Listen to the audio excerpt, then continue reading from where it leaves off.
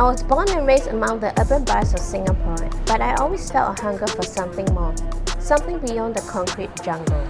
My journey took me through hospitality, production, but food always called me back. At first, food was simply a pleasure, the fun of chasing down banging woks of hot noodles or late night eats after a night out. These were the moments that filled my younger days. But then, illness struck, forcing a change in my relationship with food. In the kitchen, I found my lifeline. Cooking wasn't just about food anymore. It became more about healing and nourishing myself and eventually others.